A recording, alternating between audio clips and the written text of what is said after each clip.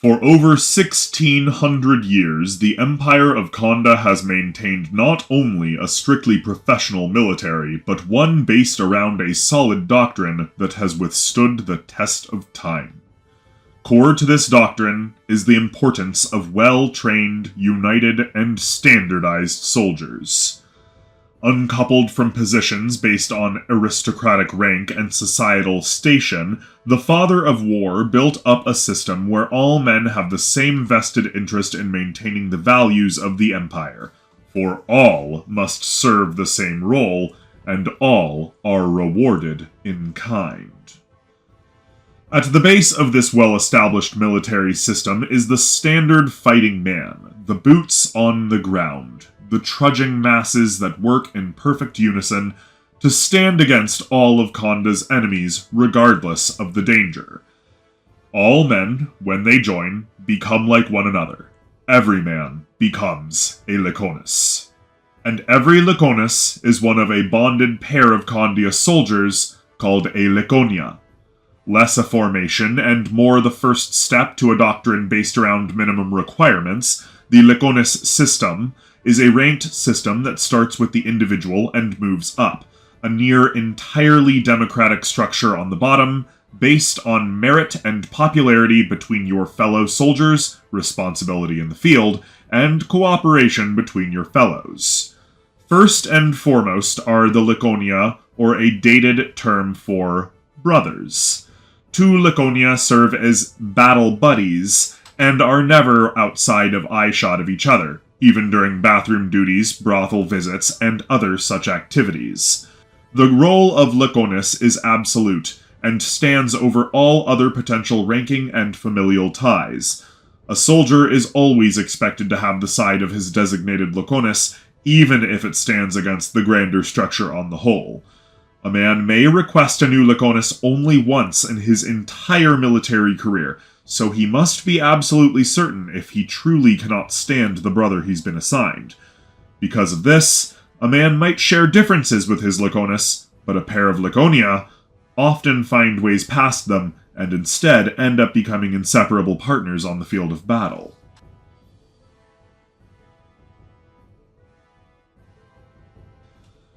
A Leconia is consistent of two soldiers, bonded together through the military hierarchy, often from completely separate parts of the Empire.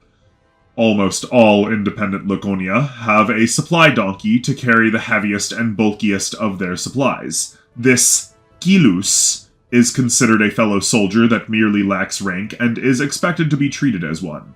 When incorporated into larger forces, this kilus normally is tended to by the military Cansaria, overseeing the larger unit.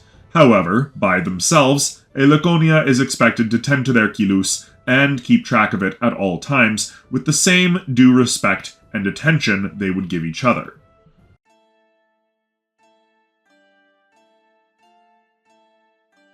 Ta Leconia Gens, the Leconis kit or inventory, is a long-modified and built-upon system of equipment that all Leconia hate starting out with and prize just a few years into their career as Imperial soldiers. Every Leconis has the following items, which he usually carries in, on, or hanging from a stout backpack that he is given by the military, along with the rest of his armor and weapons. These items are not his personal belongings, but rather the Empire's equipment, and he may use them freely as well as request new equipment if his own is broken, lost, or otherwise compromised in some way. While it used to be that there were serious penalties for the loss of this equipment, punishment for misplaced Imperial gear now might as well be a slap on the hand, whereas the simple loss of any item in battle or on the march is often not even considered, replaced summarily by the Leconia's resident Cansaria. Every individual Leconis must carry a full-sized shovel, a pick or mattock, one of each to the pair, a hand spade, a full set of eating gear, including spoon, plate, mug, etc., often made of wood, 2 wooden poles for the construction of camp, a red cloak of heavy fabric, a shield catch, which carries 2 shield blanks and 1 pre-made shield, 100 feet of rope, a measuring rod and measuring twine, 2 water skins and a clay pitcher for emergency water collection, 1 bag of pure white salt rocks encased in a waterproof skin as currency with Darobia or the lowest of the Kandia civilians, 3 days personal rations, and whatever you can scrounge up in your scant time off, 3 blank rods for the reproduction of Palia in the field, 1 bone comb, 1 boar bristle brush, 2 metal tooth scrapers, 1 metal ear spoon, 1 chew stick from Tafanusia Hyanus for freshening your breath and whitening your teeth, 1 pair of metal tweezers, 1 stitching kit with 50 feet of fine thread, also to be used for stitching wounds, 2 whetstones, 1 jar of metal polish, often refilled every week, 1 smooth blade cloth to be recovered and replaced by the Kensaria every 3 uses, typically 3 or 4 times a week. 1 silver hand mirror for both personal hygiene and looking around corners. 2 extra changes of military uniform, 1 bedroll, 1 cold weather blanket, though it is recommended that a Leconis collect more of such things, 3 slings and 1 bag of lead or clay bullets, and 1 tinder kit. The personal Leconis kit grows every year and is often supplemented with specific items suited to the location the army has traveled to. For example, many soldiers stationed at Tafanusia Hyanus have a special substance that keeps their helmets from getting too hot, whilst those in the northern territories often receive packets of leaves that, when boiled into a concoction, energizes and warms the body considerably. Every pair of Leconia must also carry designated equipment. Like the individual equipment, this will be replaced whenever it is asked for and is mandated by the military structure, but such items are deemed sufficient to only require 1 to every pair of soldiers. Every Leconia must possess 1 pack animal, normally a donkey, which must be cared for to the utmost and treated as a fellow soldier, to carry what they do not or cannot, as mentioned above. 1 large ladle for cooking, 1 grinding wheel or hand mill to grind grain rations, 1 military standard that they have made together to represent their connection as a Leconia, often an animal, plant, or crossing of weapons, not usually very complex. 1 care tent, which is generally used as a pop-up outhouse, 1 care bench, which is generally placed in the care tent, 1 carrier sling to be suspended between them when carrying a central pack, 1 roughly 3-gallon water jug filled every morning for drinking water, 1 bolt of cloth several yards large to create an emergency tent if separated from their fimatis, 1 curdling bag, where milk might be turned to cheese on the road, which the Leconia may enjoy together, and finally, 1 large net for fishing, which may be cast by 1, but is best cast by 2.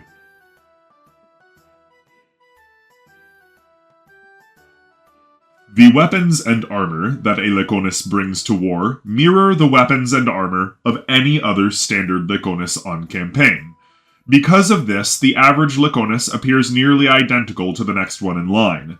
When properly executed, a Kandia formation looks like a single uniform item moving forward, and the intense sameness of every Leconis standing against the enemy is often very intimidating to less trained forces.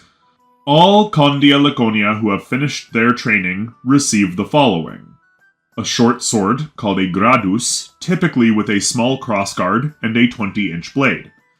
2 6-foot spears called hastia, singular hasta. 3 5-foot javelins called palia, singular pala. 3 slings of differing length. Soldiers are only given 1 bag of manufactured bullets and often gather stones on their own.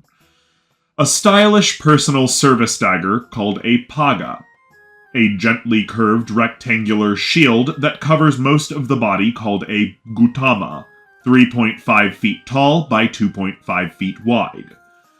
2 ceramic blast tokens and 2 ceramic Flash tokens.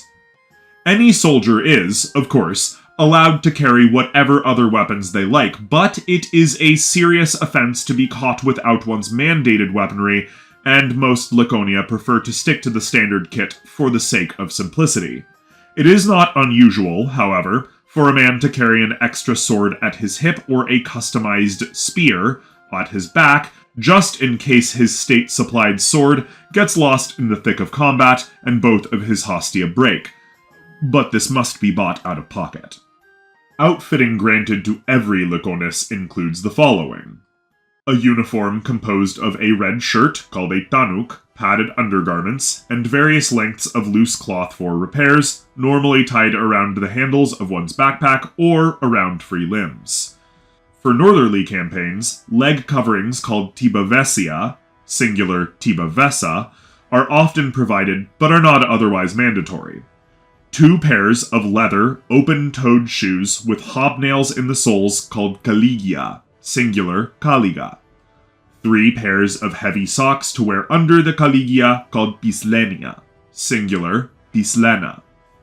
The armor layers are as follows, outward from the clothing. A heavy quilted cloth coat of imperial red called a kavedona, usually consistent of 8 to 12 layers of tightly interwoven linen, capable of providing some protection by itself. A thin, resilient leather jacket called a koruna, to protect the cloth from the metal and to add a little extra protection. A fitted, knee-length chain shirt with forearm-length sleeves called a himana. Atop everything is a kit of interlocking steel plate armor called a semintana. This typically includes bracers, leg protection, and so forth. Every Leconis who has survived his first battle is awarded a 6x6-inch steel plate called a cortabus to be placed over his heart for protection. A sturdy, standardized helmet called a golana, sized to fit the Leconis head, with a minimalistic hinged face grate, a metal flap covering the spine, and reinforced hinged cheek plates. When marching, the helmet may be removed and unclasped in numerous places so as to be laid across the chest for ease of transport. Reassembly takes mere seconds.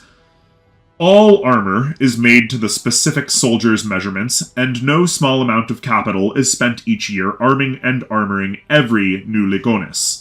While all of this technically belongs to the Empire, most Leconia keep their weapons and armor after their retirement as an extension of their payment, as the armor would need to be completely deconstructed for recycling otherwise. This encourages loyalty after a Leconis retires from service, reminds him of his allegiance to the Kandar, allows him to more easily protect his land, and ensures that he is prepared for any emergency conscription if the Empire comes under attack by a greater than average enemy.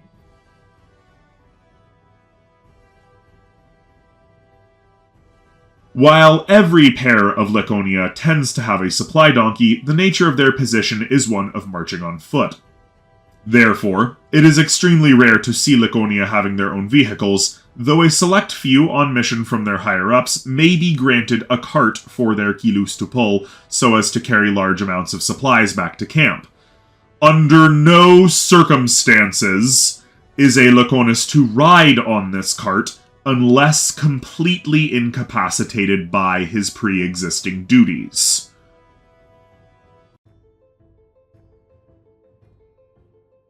While the Leconia fit into a larger, higher role into the military as a whole, the point of the Leconis system is that there is a steady democratic ideology being cultivated on the individual level, as well as ensuring that there is always a second pair of eyes, ears, and a second brain on any problem. 2 heads are better than 1, and while one head is asleep, the other may stay awake. To work properly, they must be in perfect agreement. Absolute unison. On the scope of the military at large, however, Leconia normally listen to their immediate commanders, Fimetaria, who are generally elected democratically by fellow Leconia. The popularity-based promotion system of the lower half of the Leconis system tends to ensure that the greenest soldiers strongly respect their direct superiors, even if they don't necessarily like them, as commanders at the lowest levels are chosen by their own merit and ability to interact with their fellow soldiers, rather than their original station or fiscal position. A Leconis, at least at the lowest levels of command, is promoted by their fellows, and only when it comes to promotion to the highest ranks does one have to worry about pleasing their superiors.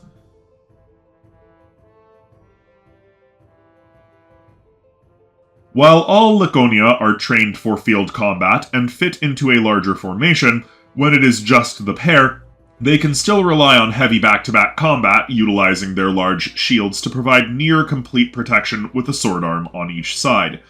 Special code words taught to them in training allow them to quickly call back and forth to each other to crouch, sidestep in either direction, turn, advance, or fall back in whatever direction is called for. While the ability to maintain proper formations is functionally impossible as just a pair, every Leconia understands how to use their environment to their advantage, and an experienced Leconia can turn back dozens of enemies in a pinch by utilizing choke points, environmental weaknesses, and limited countercharges in tight quarters. When disengaged from the hustle and bustle of active close-quarters combat, a Leconia might take up any number of roles, be it short-range scouting or basic resource acquisition, battlefield engineering, or even ranged skirmishers and assault troops through the utilization of their slings and palia. What they do in any given situation, at least isolated from the rest of their overarching unit, entirely depends on the resources at hand, the mission they've been given, and other hypothetical variables that could inform their actions. In general, with this very idea in mind, Leconia try to stay as flexible as possible in their tactics whenever they are separated from the higher command structure of tamando do Kanda.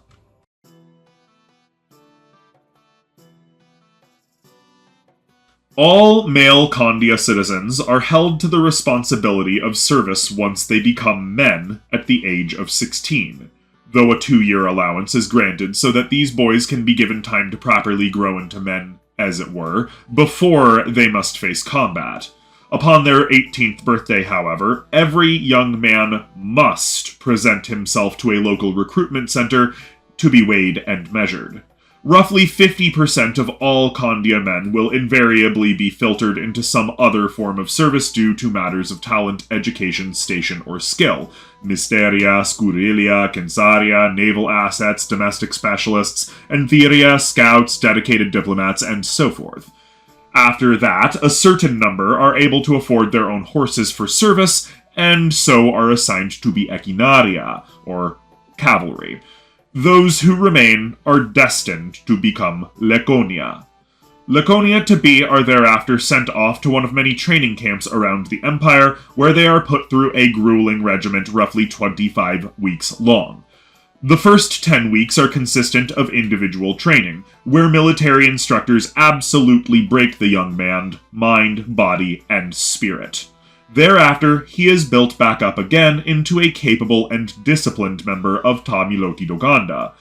After that, he experiences 7.5 horrifying weeks of working alongside his fellow Leconia in small group combat, and finally, learns combined arms tactics and large formation training in the last 7.5 weeks of basic. More information on this process can be gleaned from the military section of the Empire of Kanda video. After all formal training has been done, Leconia are still encouraged to train with each other, each pair of soldiers practicing their skills against each other whenever they have the time and are not actively fighting an enemy.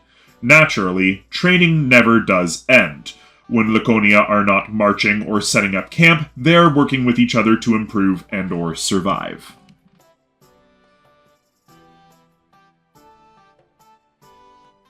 While most Leconia are part of larger units, they are noted for their ability to maintain themselves independent of any superior force. Generally consistent of only 2 men and a donkey, a Leconia is a flexible and self-sufficient unit that can easily hunt and forage when separated from their fellows. Some stories claim at least one Leconia that survived apart from the rest of their unit for 5 years in the former Salvine territories without any assistance from the wider empire. That being said, within the boundaries of the overarching supply train, a Leconia can count on repair and resupply whenever they are within the walls of a Kastan.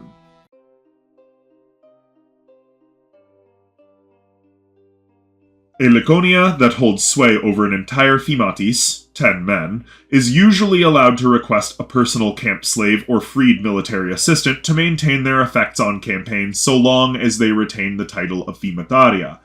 The most gracious of commanding Leconia will use their slaves to assist the rest of the thematis, and thus produce camaraderie between their fellows. Typically, any unit on the Kinatis level or higher, 100 men, might also have no less than 10 children that follow and learn from them, adopted into ta milotia krietosia, the military's children, for such a purpose. These children tend to have a single caretaker and, at higher levels and larger populations, tutors and trainers who prepare them for adulthood in the Empire and protect them from the predations of those that historically sought to take advantage of vulnerable youths. Though they do not fight, the military's children are often seen by the Leconia as a pivotal part of the unit and are treated by the soldiers as their own progeny. No child of ta miloti do Kanda has ever been lost in the line of duty, and none captured in the line of duty have ever gone without rescue. So loyal are the Leconia to their safety and protection.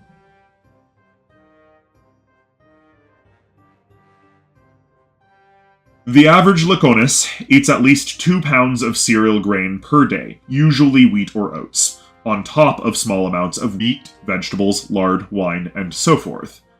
In modern times, this tends toward roughly 3,000 calories a day, but in good times, a Leconis might enjoy up to 50% more in any given period.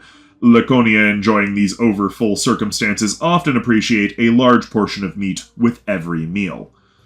As a general rule, every Letanis, 5,000 men, has at least one Kensar and that Kensar a team of assistants to maintain proper stocks and ration distribution.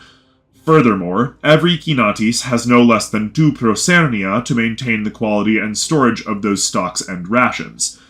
That being said, a Leconis requires far more than mere food to properly campaign.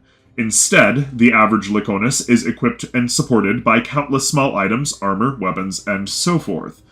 While all of these supplies may be viewed in their weapons and equipment, it's important to remember that each and every article is paid for and provided by Kanda's government, and the overall economy of the Empire at large. Any unit of Wealis or larger, 1,000 men, must have at least one Kensar, and that Kensar, a team of assistants, to service the armor, weapons, and miscellaneous gear of the Leconia under their purview, whenever in the boundaries of a Gastan. While all of this upkeep tends to take place on a higher level, suffice to say that every pair of Leconia owe their lives to this vast and deeply complex system of logistics and upkeep.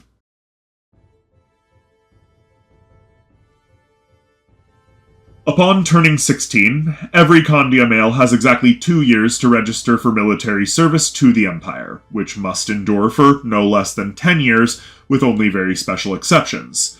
Generally, the young man goes to a recruiting center, where he signs his name and gives all necessary information for the recruiters, generally a Kensar or Skurilos, to record for processing by higher-level administrative officials.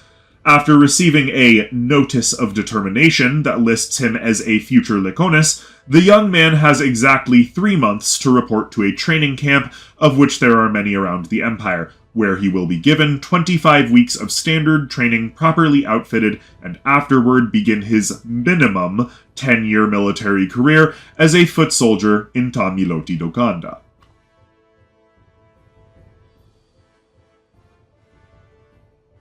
When the Father of War arrived in what would become Kanda, he found not only an untamed land full of savages and beasts, but a disparate group of foreign clans barely clinging on to life, having run from a horrific clash of nations to the west just decades before. They, like most of the savages living there at the time, were unlearned and uncivilized, without unity or common purpose. But they had the good sense to ask for help from the gods, so the Father of War gathered all adult men and divided them into sets of 2.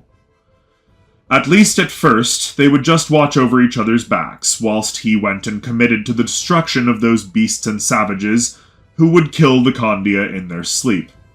He left them instruction on how to go about protecting each other, and, upon his return, he took the closest pairs and used them as examples for all future soldiers to follow. One head is weak and can only see one side of things, but back to back, two heads can see all potential dangers and cover all potential weaknesses. A wakeful partner could let his tired brother sleep, and once that brother was rested, the first could close his eyes for a brief respite as well. Nobody could be assassinated, or hexed, or fooled, unless their brother was also taken in by such manipulations. Whilst perhaps not an invincible defense, it was something that brought great stability to the early Kandia military. The foundation of Kandia military doctrine was thereafter based on order and teamwork, on the production of great things through stern cooperation and camaraderie. The Father of War would stay for several generations longer to expand on this system and institute what would come to be Kanda's formal military structure. But it all began with an essential buddy system that allowed the Kandia to protect each other in a strange land surrounded by enemies. To better allow these men to protect each other, the Father of War designed a kit for them that would maintain them in the worst of times, away from the comfort of the Kastan. However, in time, Ta Leconia Gens evolved into the system it is today. Slowly, over 1,500 years, the Leconis system incrementally became a military doctrine of partnership and mutual coordination. And, at least to date, there seems to be no signs of weakness in this part of Kanda's ancestral system.